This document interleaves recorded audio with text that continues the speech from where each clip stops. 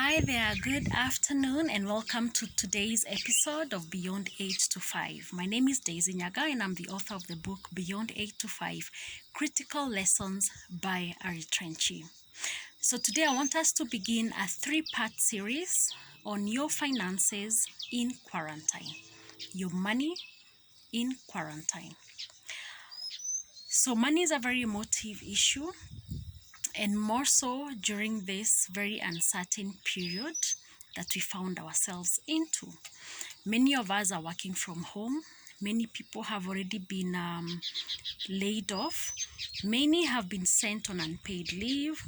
Many have had their salaries trimmed by various percentages, some by as much as 70%, some by 50%, some have had their salaries trimmed by 20-30%, varying degrees.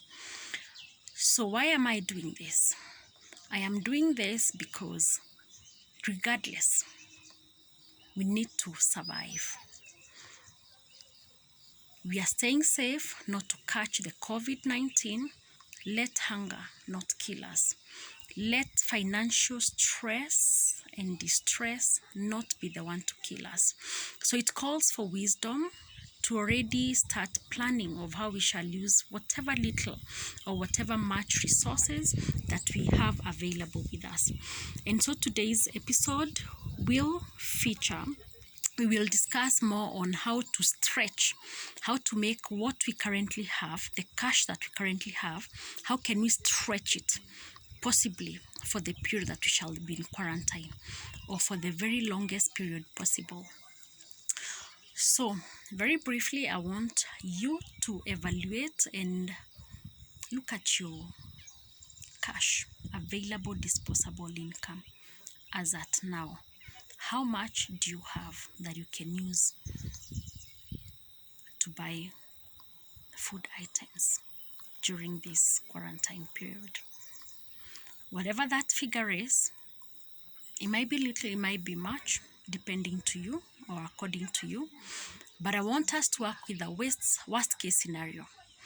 So looking at China, they were in lockdown for say 3 months before they could resume a normal way of life. So assuming we work with that worst case scenario, assuming that we'll be in lockdown for 3 months, take whatever resources that you have and divide that by 3 months. So assuming you have, for ease of calculation, 15,000 between you and the next paycheck, between you and when the next customer pays you, assuming you have 15,000, and we are assuming that this quarantine period will extend for the next 3 months, divide your 15,000 by 3. That leaves you with 5,000 shillings, which you have available to spend every single month while in quarantine. Not easy, but remember, it's better to plan with a worst case scenario in mind and hope for the best than fail to plan and you're caught pants down with nothing, no food to eat. Great, so we've arrived at a figure of 5,000. So I want you to budget for that one, for that 5,000, and assume that that is all you have available. So budget on how you and your family, or you by yourself, you shall live on that 5,000 Kenya shillings. So how do you make this work? Number one, you've got to stick to the basics. Yes, people, this is not the time to go shopping impromptu. It's not time for those luxury items you've always dreamed about. This is an uncertain period that calls us to stick to the basics. If it's the very first time you're practicing frugality, this is the time. So what are my 3 basics that I'm thinking of right now? Food, food, food. So budget your 5,000 on how you shall live on it. Food, number 1.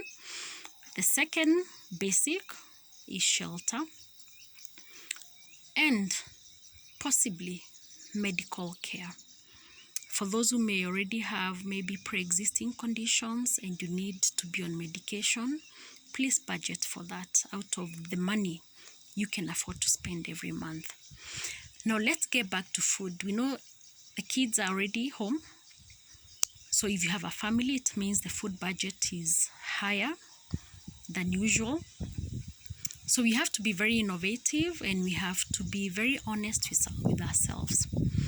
For this to work, people must stick to the very necessary food items. This is not the time for some non-essential, what I would call non-essential food items.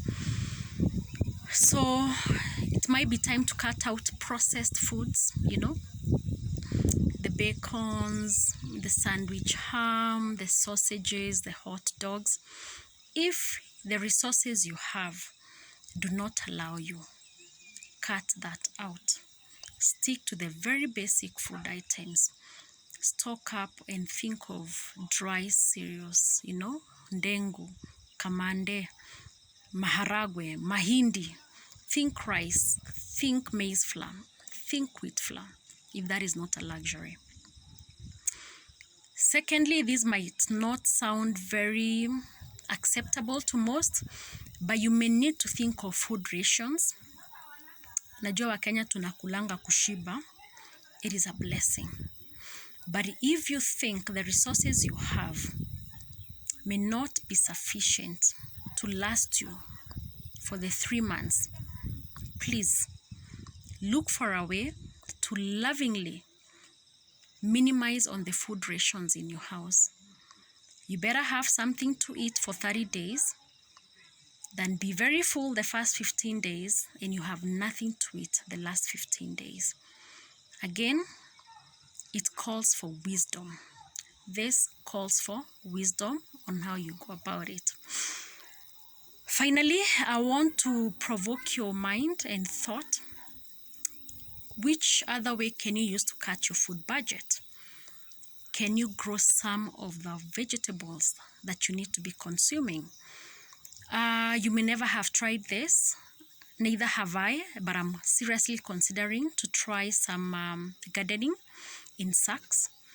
So if you have bottles in the house, you can try plant some vegetables in those bottles. Think of old sacks. Think of tires. I'm told tires can make very good kitchen garden. So again, go to the internet and look for ways to innovatively create a kitchen garden. And that, ladies and gentlemen, I believe will help you to cut out on your food budget. Those tips shall help you to stretch the current resources that you have at your disposal to last you a little bit longer. Once again, thank you for watching. Thank you for sharing. Stay safe and let's flatten the curve.